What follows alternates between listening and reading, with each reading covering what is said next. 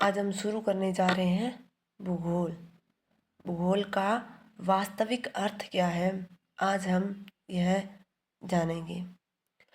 तो सबसे पहले शुरू करते हैं कि ज्योग्राफी जो है, इनके जनक कौन थे। तो इनके जनक थे इरेटोस्थनीज। कौन थे? इरेटोस्थनीज, जिन्होंने सबसे पहले ज्योग्राफी शब्द का प्रयोग किया था। ज्योग्राफी जो है वो दो शब्दों से मिलकर बना है, जियो प्लस ग्राफी। जियो का मतलब होता है भू यानी कि पृथ्वी, और ग्राफिक का मतलब होता है अध्ययन। पृथ्वी का अध्ययन जो किसके अंतर्गत किया जाता है? भूगोल के अंतर्गत किया जाता है।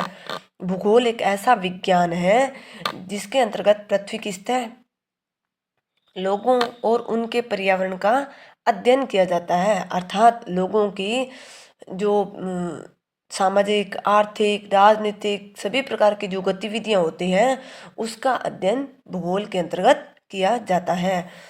भूगोल की दो शाखाएं हैं, पहला है भौतिक भूगोल और दूसरा है मानव भूगोल।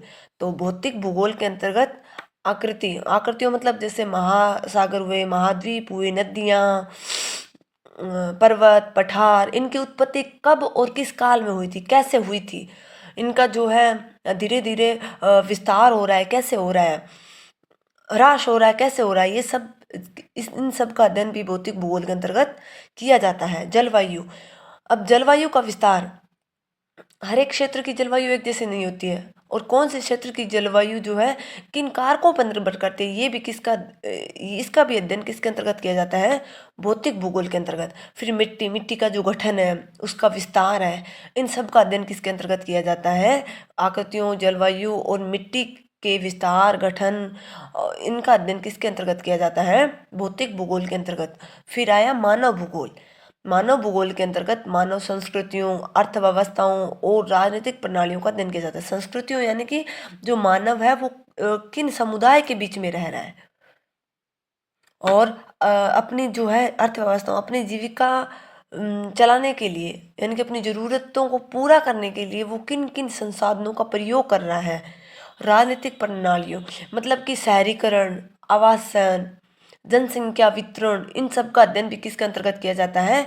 मानव भूगोल के अंतर्गत किया जाता है। तो इस प्रकार हमने देखा कि भूगोल की दो प्रमुख शाखाएं हैं, कौन कौन सी? भौतिक भूगोल और मानव भूगोल। इसके बाद आ जाते हैं हम ग्लोब पर। इस ग्लोब को दो बराबर भागों में बांटने वाली एक रेखा खींची गई जिसको कहते हैं इक्वेटर लाइन, यानी कि भूमध्य रेखा या विषुवत रेखा।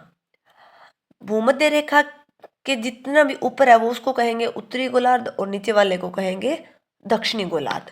उत्तरी गोलार्ध और दक्षिणी गोलार्ध में 23.5 डिग्री रेखाएं खींची गई, तो उत्तरी गोलार्ध वाली 23.5 डिग्री को कहेंगे कर्क रेखा। और ये जो कर्क रेखा है वो भारत के किन किन राज्यों से गुजरती है, ये आपको कमेंट्स बॉक्स में इसका रिप्लाई देना है। उसके बाद में 23.5 डिग्री मकर रेखा है, वो दक्षिणी गोलार्ध में है, और उत्तरी गोलार्ध में 66.5 डिग्री पर एक वृत्त बनता है जिसको क्या कहते हैं? उत्तरी ध्रुवीय वृत्त या आर्कटिक वृत्त। और दक्षिणी ध्रुव में भी एक 66.5 डिग्री पे वृत्त बनता है, उसको कहेंगे दक्षिणी ध्रुवीय वृत्त या अंटार्कटिक वृत्त।